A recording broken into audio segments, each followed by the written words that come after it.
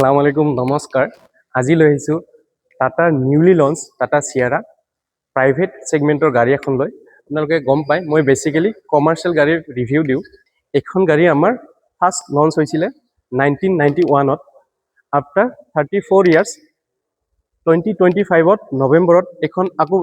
ৰিলঞ্চ কৰা গৈছে এয়া আমাৰ টাটা চিয়াৰাৰ সকলোতকৈ top model accomplished plus GDI 1.5 automatic এখন আমাৰ আন্ডামান এডভেঞ্চাৰ কালাৰ এয়া সন্মুখৰ পৰা দেখা পাইছে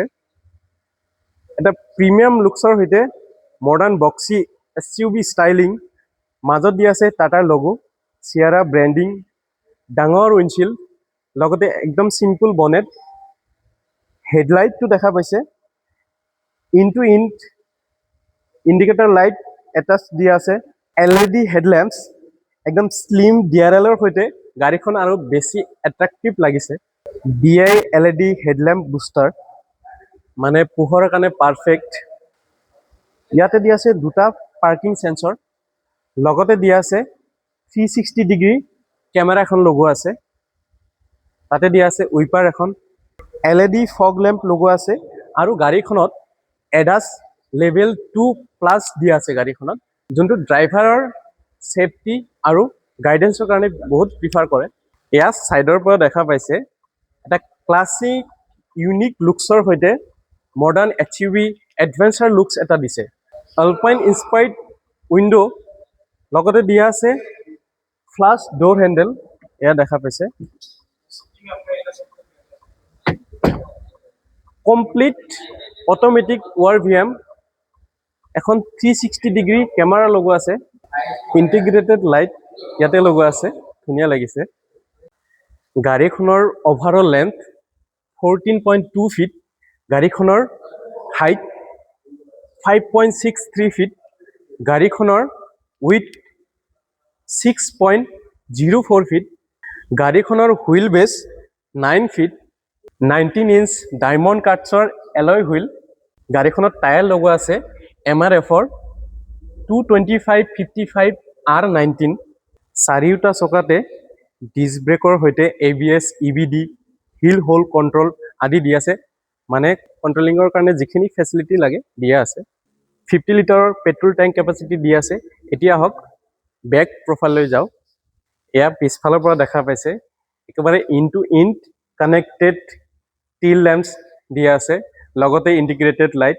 ইয়াতে দিয়া আছে ডাঙৰ টাটা লোগো এগেইন চিয়াৰাৰ ব্ৰ্যান্ডিং পিছফালে দিয়া আছে দুখন আগফালৰ নিচিনা সেন্সৰ লগতে ক্যামেৰা এখন লগোৱা আছে পিছফালৰ গ্লাছত ডিপ ফগাৰ লগতে ইয়াতে হাইডেন উইপাৰ এখন লগোৱা আছে এতিয়া হক গাড়ীখনৰ ভিতৰত বুট স্পেস কিমান আছে ইয়াতে জাস্ট ট্যাপ কৰিলে ওপেন হৈ যাব ইয়া দেখাই দিছো বাপৰে বা ইমান স্পেস বাহিৰৰ ভিতৰে মই দেখা দিছো ইয়া জাস্ট এখন অটোমেটিক হয় কমপ্লিট চাবি দি আপুনি কন্ট্ৰোল কৰিব পাৰিব ম্যানুয়ালি কৰিব পাৰিব এটো দুটা সিস্টেম আছে স্পেস বহুতখিনি দিয়া আছে যোনটো 622 লিটাৰৰ কেপাসিটি আমাৰ ইটো সেগমেন্টৰ সকলোতকৈ বেছি স্পেস থকা দেখা পাইছে যোনটো আমাৰ টাটা হেৰিয়াৰতকৈ বেছি দি আছে এইখনত ইয়াতে দিয়া আছে এখন লাইটস দিয়া আছে সৰু 12 ভোল্টৰ সকেট এখন দিয়া আছে বস্তু টাঙিবৰ কাৰণে হুক এখন দিয়া আছে লগতে এখন ৰেক দিয়া আছে এয়া দেখা পাইছে এয়া হাৰ্টক ওপৰত ইয়াতে মেট ব্ল্যাক ৰুফ ৰেইলস এয়া দেখা পাইছে প্যানোৰামিক সানৰুফ বাপৰে বা ইমান ডাঙৰ কমপ্লিট ওপেন কৰিব পাৰি একদম ইন টু ইন এয়া দেখা পাইছে ক্লোজিং কমপ্লিট অটোমেটিক বাহিৰৰ পৰা ফ্ৰন্ট সাইড ব্যাক আপাৰ মোৰ খুবেই ভাল লাগিছে এতিয়া হক ইন্টেৰিয়ৰলৈ যাও ফ্লাশ ডোৰ হ্যান্ডেলৰ লগত অনলি ড্ৰাইভাৰ কেবিনত ৰিকুৱেশ্যন সেন্সৰ দিয়া আছে এখন ওপেন কৰি দিলো ইয়াতে দেখা পাইছে এয়া মেট ব্ল্যাকৰ হৈতে বেজ কালাৰ কম্বিনেশন বহুত ধুনিয়া লাগিছে হাৰ্ড প্লাষ্টিক ইয়াতে এটো সফট লেদাৰ লগতে ইয়াতে দিয়া আছে 4 পাৱাৰ উইন্ডো কন্ট্ৰোল ইয়াতে দিয়া আছে এটো ওয়াৰভিএম কন্ট্ৰোল অটোমেটিক স্পিকাৰ লগোৱা আছে এয়া ইয়াতে সৰু এখন লাইটছ দিয়া আছে এয়া দেখা পাইছে ৰেড কালাৰ মই সিটত বহিলো লেদাৰ ফিনিশিঙৰ ভেৰি কমফৰ্ট সিট ইয়াতেও এডজাষ্ট আছে এয়া দেখা পাইছে লগতে 3 মেমৰি ভেন্টিলেশ্যন কন্ট্ৰোল 6 ৱে ইলেক্ট্ৰিকেলি এডজাষ্টেবল কন্ট্ৰোল দিয়া আছে এখন গাড়ী 5 সিটাৰৰ ফ্ৰণ্টত 2জন বেকত 3জন এয়া সন্মুখত ডেশবোৰ্ড দেখা পাইছে মোৰ খুবেই ভাল লাগিছে ভাষা নাই আৰু একদম ইটো সাইডৰ পৰা হিটো সাইডলৈকে কমপ্লিট ডিসপ্লে তিনিখন ডিসপ্লে লগোৱা আছে 12.3 ইঞ্চ ডিসপ্লে টাচ স্ক্রিন এ দেখা পাইছে স্টিয়ারিং দিয়া আছে electric power assisted steering multi function এয়া tilt and telescopic paddle shifter আদি দিয়া আছে gear box 7 speed dual clutch automatic AC control auto hold terrain mode আদি দিয়া আছে ইয়াতে আৰু সুইচ কন্ট্ৰোলৰ কাৰণে দিয়া আছে ইয়াতে দিয়া আছে সানভাইজাৰ দুটা দিয়া আছে ইফালে এটা দিয়া আছে এই ষ্টেৰিঙত দিয়া আছে বহুতটা কন্ট্ৰোলিং সুইচ ইয়াতে এটো চাব টাটা যোনটো লোগো মেচিং কালাৰ দিয়া আছে যেন ডিসপ্লে নিচিনা লাগিছে এখন ডিসপ্লে নহয় ইয়াতে দিয়া আছে এখন ইনস্ট্ৰুমেন্ট ক্লাষ্টাৰ এখন দুখন ডিসপ্লে 12.3 ইঞ্চ ডিসপ্লে এখন বাৰ স্পিকাৰ কিমান ধুনীয়া এটা ষ্টাইলিছ বনাই দিছে স্পিকাৰ যেন নালাগে ইয়াতে দিয়া আছে কমপ্লিট সুইচ কন্ট্ৰোল টাচ এ দেখা পাইছে টাচ লেদাৰ ফিনিশিঙৰ আৰ্মৰেষ্ট এখন দিয়া আছে এ দেখা পাইছে আৰু এটা বস্তু এটো তলত দিয়া আছে বহুতখিনি স্পেচ এখন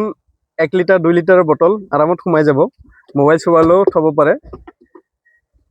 65 ওয়াটৰ চাৰ্জিং পোৰ্ট ইয়াতে অলপ স্পেচ দিয়া আছে চাবি এখন ৰখাৰ কাৰণে অলপ কিবা কিবি বস্তু ৰাখিব পাৰিব কমপ্লিটলি ব্লুটুথ ইয়াতে কন্ট্ৰোল কৰিব পাৰিব লক আনলক লাইটস অফ অন ডিক্কি খুলিব পাৰিব গোটেইখিনি ফেসিলিটি দিয়া আছে এখনত থৈ দিলো গিয়াৰ সিলেক্টৰ দিয়া আছে ইয়াতে লগতে ইয়াতে আৰু এখন ওয়্যাৰলেস চাৰ্জিং গাড়ীখনত 12 স্পিকাৰ লগোৱা আছে JBL ৰ ইয়াতে দিয়া আছে কাপ হোল্ডাৰ আদি উইন্ডোত ইয়া দিয়া আছে আৰু দুটা ফ্ৰন্ট ডোৰত দেখা পাইছে আমব্ৰেলা থোৱাৰ কাৰণেও জায়গা আছে গাড়ীখনৰ ডিজাইন আৰু ফিচাৰ্ছৰ কথা আলোচনা কৰিলো অলৰেডি এতিয়া গাড়ীখনৰ ইঞ্জিন আৰু পাৰফৰমেন্সৰ কথা আলোচনা কৰো পিছত আমি প্ৰাইচলৈ যাম গাড়ীখনৰ ইঞ্জিন দিয়া আছে 1.5 litre TGDI hyper real petrol গাড়ীখনত ফ্ৰন্ট হুইল ড্ৰাইভ দিয়া আছে 4 সিলিন্ডাৰ ইনক্লাইন টাৰ্বো গাড়ীখনৰ ইঞ্জিন সিসি দিয়া আছে 1497 সিসি গাড়ীখনৰ ম্যাক্সিমাম পাৱাৰ দিয়া আছে 158 bhp গাড়ীখনৰ ম্যাক্সিমাম টৰ্ক 255 Nm এখন গাড়ীৰ ইমিশন BS6 ফেজ 2 ভাৰ্জন গাড়ীখনৰ মাইলেজ কোম্পানী ক্লেম 25 আপুনি 20 প্লাস পাই যাব মোটামুটি এখন গাড়ীৰ ওয়াৰেন্টি আছে 3 year up to 1 lakh kilometre complete ড্ৰাইভাৰৰ ওপৰত এখন গাড়ী আমাৰ অফিচিয়েল ক্ৰ্যাশ টেষ্টত 5 ষ্টাৰ ৰেটিংছ লৈ আহিছে মানে গাড়ীখন লুকস আৰু পাৰফৰমেন্সৰ লগত গাড়ীখন সেফটিটো এক্সেলেন্ট এতিয়া হক মেইন টপিক প্ৰাইচলৈ যাও এখন গাড়ীৰ ষ্টাৰ্টিং প্ৰাইস 11,49,000 ৰ পৰা 21,29,000 লৈকে আপ টু যাব